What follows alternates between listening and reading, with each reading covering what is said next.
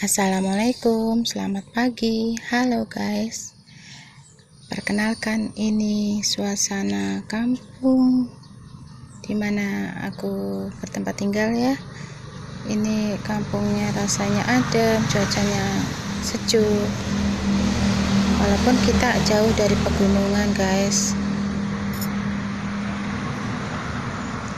Ini tempat tinggalku, ini rumahku ya.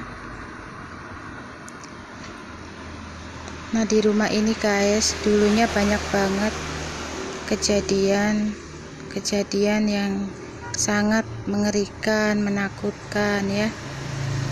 Karena kalau di mata paranormal atau di mata para orang pintar gitu ya, ini rumah dulunya itu istananya jin katanya, ada yang bilang begitu. Dan ada juga yang bilang katanya ini alun-alun di mana tempat persemayaman jin. Jadi kerajaan jinnya katanya di sebelah sono di puskesmas. Nah, alun-alunnya tuh di rumahku. Tapi kalau menurut pandanganku ya lumayan ada mistisnya gitu ya. Karena sejak aku menempati rumah ini, aku sudah merasain keanehan. Halo guys, rumah ini kelihatannya kayaknya nggak ada apa-apanya ya. Cuman waktu awal aku nempatin rumah ini, aku merasakan ada semacam kayak suara hiruk pikuk kerajaan gitu. Ada musik-musik gamelan, tari-tari serimpi kayak gitu yang kayak ke Jawa-Jawaan gitu ya. Ada suara buto ijonya, ada suara banyak orang gaduh gitu, tertawa terbahak-bahak menonton. Nah, aku pikir malam-malam kok ada ya yang kayak gini gitu, nyetel televisi. Awalnya aku mikir kali aja ada yang nyetel radio gitu. Zaman dulu kan ada ya, tahun 2000 berapa 3 kalau nggak salah aku nempatin rumah ini pertama kali itu. Aku pikir tetangga aku ya yang nyetel radio atau televisi yang kenceng-kenceng gitu, nyetel mengenai sandiwara kayak gitu ya, kalau kata orang Indramayuan, sandiwara yang kenceng banget gitu. Aku pikir gitu. Jadi aku dengerin terus ya, aku terbangun itu kalau nggak salah malam jam 1 sampai jam 2 aku dengerin. Ya aku pikir karena itu paling radio atau televisi, jadi aku pikir aku aman lah kayak gitu.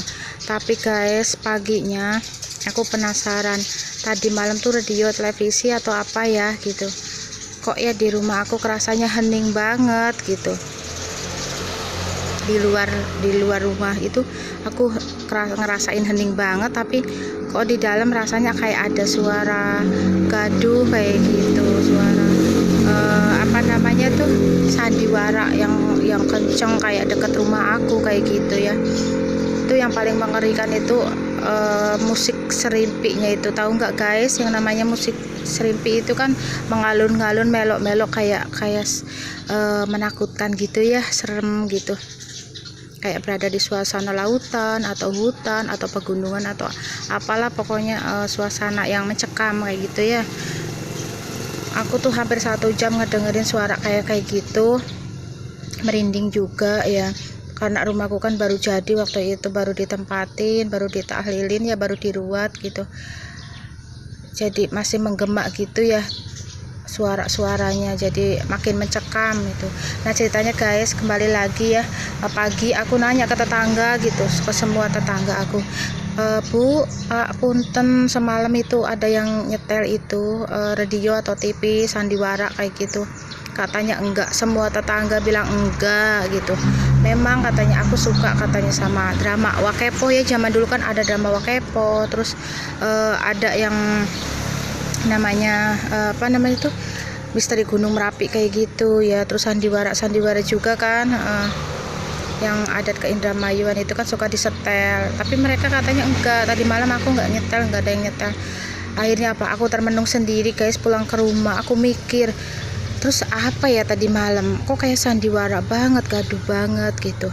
Nah aku tuh inget-inget suaranya di mana yang paling jelas, ternyata itu di kamar pojok ya guys. Di situ suara yang benar-benar terdengar banget itu di kamar pojok, itu di kamar anakku, kamarnya Fadil ya. Udah gitu ya guys, nggak cuman suara-suara kayak gitu yang terjadi di rumah aku, itu tiap malamnya itu ada aja. Terus yang namanya penampakan itu serem banget guys. Aku lagi selfie, tiba-tiba di belakang aku tuh ada kayak sosok putri cantik, kayak mirip-mirip Sri Devi gitu ya. Sri Devi tahu kan guys, artis India gitu ya, apa namanya, artis ngetop zaman berapa ya, tahun berapa ya, waktu aku masih SD lah gitu. Ini rumah aku, kelihatannya rumahnya guys, tapi kalau di mata orang pintar itu apa ya, tahu ya. Nah terus yang namanya kamar mandi itu guys, ya ampun, itu kadang ada suara nangis gitu. Terus yang aneh, bikin aku aneh tuh, aku pernah ya ngajak ibu aku gitu tinggal di rumah aku, biar dia tahu, biar dia ngerasain apa yang ada di rumah aku kayak gitu. Nah ternyata bak mandi itu guys, setiap malam Selasa sama malam Sabtu itu selalu penuh sendiri dan surut sendiri gitu ya. Jadi gini, aku bilang ke ibu aku, Bu, itu bak mandi kok aneh ya, setiap Selasa sama Sabtu itu aku penuhin, kok pagi tiba-tiba misalkan jam 3 jam 4 itu udah habis kayak gitu. Terkadang aku habisin gitu ya sengaja, penuh sendiri, gak ada yang nyalain keran, gak apa kayak gitu. Nah terus ibu aku penasaran juga. Aku kan gini ya guys ceritanya, aku dulu pernah punya suami pertama, terus nggak lama aku cerai, terus aku hidup menjanda ya. Nah pada saat aku menjanda itu banyak banget keanehan. Jadi aku punya suami pertama juga banyak keanehan di rumah ini, dari awal nempatin rumah sampai cerai ya. Nah terus yang kedua juga aku waktu janda banyak nemuin keanehan gitu. Terus ibu aku bilang, ya udah cobain ya, ini dipenuhin, ntar pagi asat apa enggak surut, maksudnya asat itu surut ya guys. Nah ternyata malam dipenuhin sama ibu aku. Jam 1 ibu aku kan biasa sholat malam ya, doa zikir biasa gitulah, namanya orang tua gitu. Aku juga ikutan. Nah terus apa, ibu aku kaget pagi-pagi tuh bak mandi udah surut, langsung jerit ibu aku, Lisa, ini bak mandinya bener surut, ini siapa yang ngabisin? Ya nggak tahu lah, aku bilang, aku nggak mandi, orang aku tahu sendiri kan masih tidur kayak gitu. Nah guys, udah kayak gitu aku cerita sama tetangga-tetangga. Nah kata tetangga apa, tetanggaku bilang, kamu emangnya nggak tahu ya kalau di rumah kamu itu banyak banget loh penampakan keanehan. Dulunya juga waktu belum dibeli sama orang tua kamu itu tanah karang rumah itu banyak keanehan katanya gitu. Katanya dulunya itu yang punya rumah sebelum dibikinin rumah aku itu, katanya anaknya itu pernah disepit sama jin. Gila kan guys, anaknya disepit sama jin, manusia disepit sama jin, gimana sih rasanya? Itu ceritanya katanya hajatan mau sepitan tapi belum disepit, belum dibawa ke dokter atau mantri gitu ya, udah disepit duluan katanya sama jin, pada kaget semua. Nah terus masakannya itu semuanya basi katanya, padahal baru matang tapi pada basi semua. Tapi alhamdulillah guys, setelah dibeli sama aku, walaupun banyak keanehan ya, mungkin karena aku senang zikir gitu ya, aku mewarisi ilmu keturunan dari almarhum kakek aku gitu. Gak tahu ilmu apa, aku nggak ngerti, tapi yang jelas aku seneng banget yang namanya zikir, ibadah-ibadah kayak gitu. Aku seneng banget yang namanya sholawatan atau apa tuh, hampir setiap hari, hampir setiap waktu, sambil masak, sambil nyapu, sambil nyuci. Pokoknya aku seneng banget yang namanya ibadah. Sampai suami aku bilang, aneh ya katanya, perempuan zaman sekarang tuh biasanya seringnya megang HP, senengnya nyanyi-nyanyi denger musik, kok mama katanya senengnya zikir ya, pegang tasbih, aneh katanya gitu. Tak tahulah guys, yang jelas mungkin ya, mungkin ada sosok jin putih kali yang masuk ke badan aku. Nah aku udah pernah ke orang pintar, katanya memang ada di badan kamu katanya. Ada yang melindungi, ada khodam banyak di badan kamu katanya. Nah Nah, aku pernah coba-coba ya, kamu suatu waktu gitu ya, aku bilang waktu aku sendirian di dalam rumah, aku ngajakin selfie gitu hodam aku, kalau memang kamu ada ayo dong selfie sama aku kayak gitu, tunjukin eksistensi kalian gitu kan.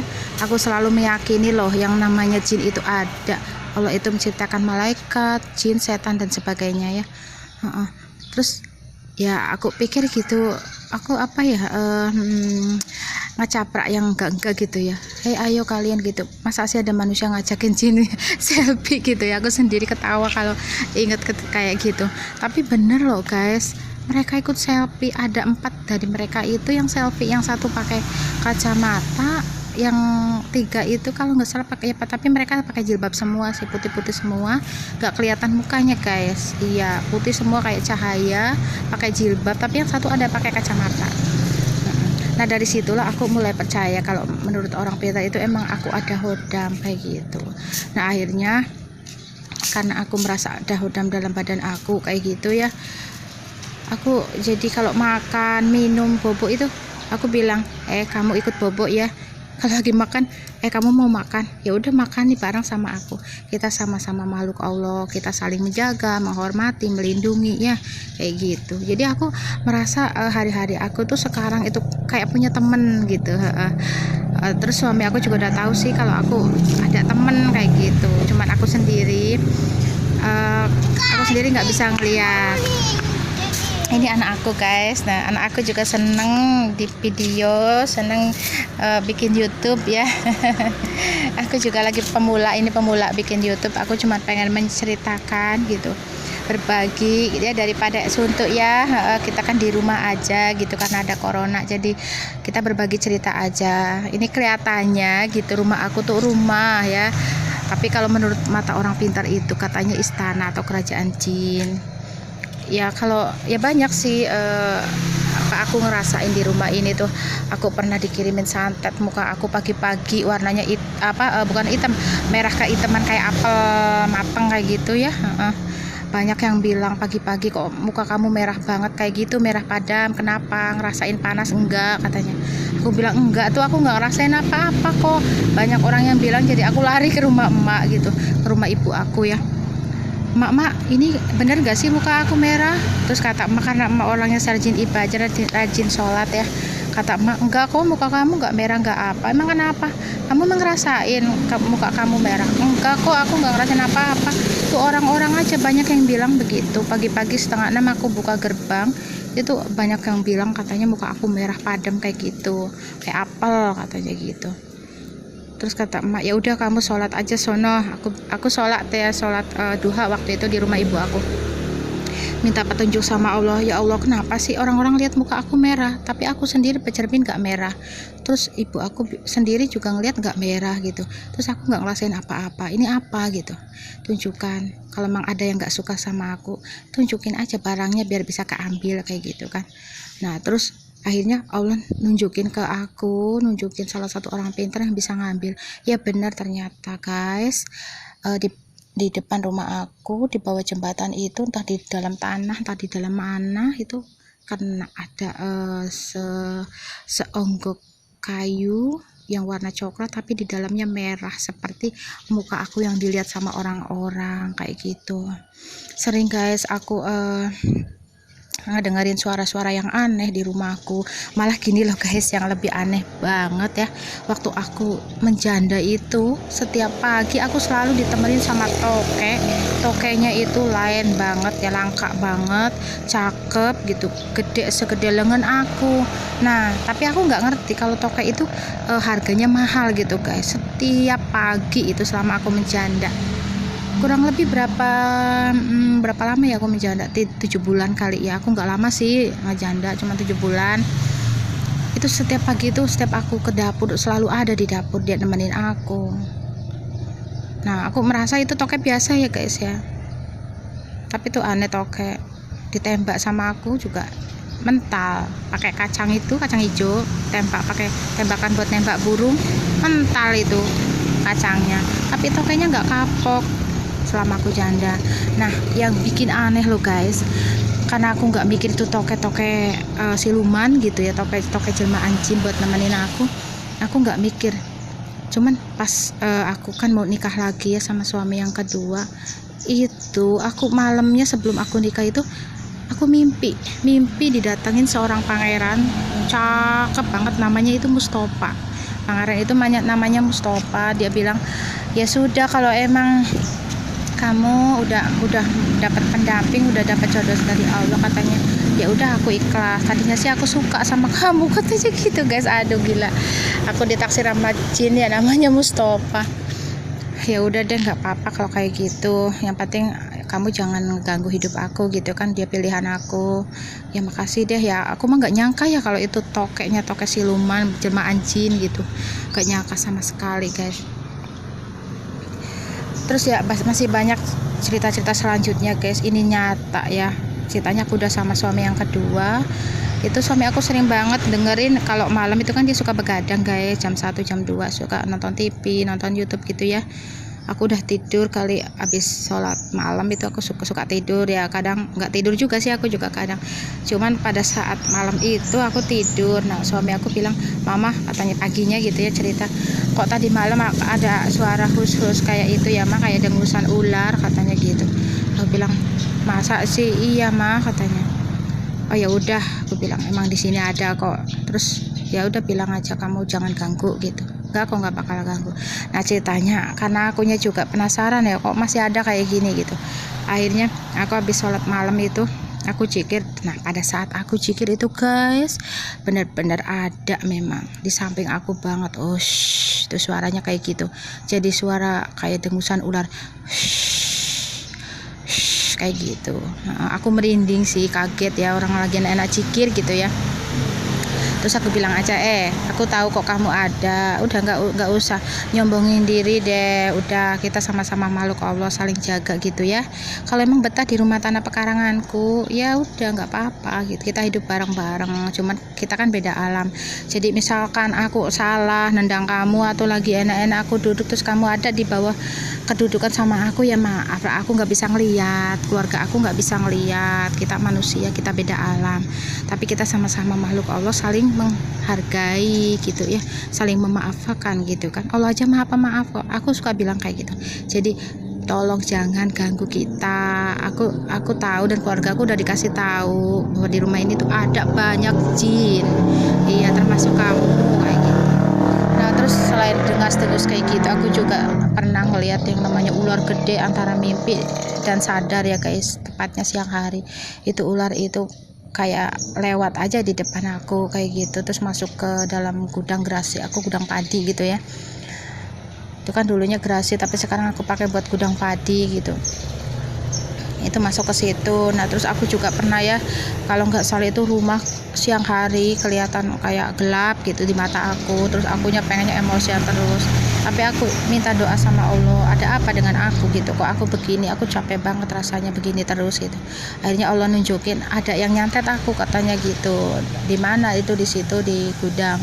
Ya aku bikin aja ya air sebisa-bisanya. Terus aku kan dapat amalan dari almarhum bapak aku dulu ya, karena emang keturunan dari kakek moyang gitu, udah punya ilmu buat begitu gitu ya, buat sendiri aja gitu ya. Ini mah cuman berbagi aja. Kalau ada yang mau tahu ya nanti aku kasih tahu deh, aku kasih tahu lewat ini aja WA ya kalau mau gitu. Ada sih doa buat ngusir jin, buat apa namanya, jaga-jaga diri ada gitu ya. Aku nggak suka yang namanya mamer-mamerin, nyombong-nyombongin. Apa sih lah, di mata Allah tuh kita sama manusia ya, nggak ada pinter, nggak ada bagus-bagusnya, kita tanah liat, kita pokoknya segumpal mani yang nggak berarti di mata Allah lah gitu ya. Jadi ya aku ada doa-doa tapi lewat WA kalau mau ya, nanti nomornya aku ituin, aku cantumin di YouTube aku, oke? Ceritanya gini, aku bikin air cucian beras, aku doain. Nah aku masuklah ke dalam gudang itu, gelap-gelapan ya, walaupun siang hari kalau dalam gudang itu kan gelap pengap gitu. Terus Aku bilang aja, hei kamu ada di sini, kamu disuruh sama orang itu jahat. Kita sama makhluk Allah tuh nggak boleh saling jahat, nanti dilaknat loh sama Allah. Nggak dibalas sama manusia juga Allah akan balas. Nggak perlu kita yang namanya musuh-musuhan atau benci-bencian. Atau di mata manusia semua makhluk itu sama kok, nggak manusia, nggak jin, nggak malaikat, semuanya sama. Itu untuk ibadah sama Allah, untuk saling sayang, saling hargai, saling hormati gitu. Kalau kamu disuruh sama orang yang dolim kayak gitu, orang yang khilaf kayak gitu, jangan maulah ya. Kami itu bangsa jin, itu lebih hebat dibanding manusia. Manusia dari tanah loh diciptakan, tapi kalau jin dari api loh, hebat loh, menyala-nyala hebat.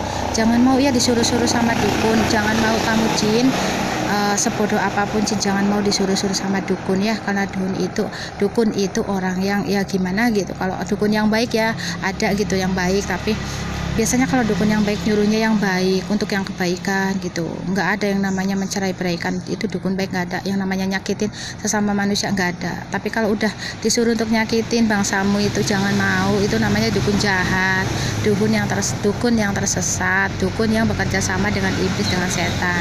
Kalian jin loh, jin beda dengan setan, dengan iblis ya. Kalau iblis diambil dari kata ablasa, itu pembangkang, makhluk yang bangkang. Tapi kalau jin kan enggak, jin diciptakan untuk sama ibadah dengan manusia, ibadah kepada Allah gitu ya.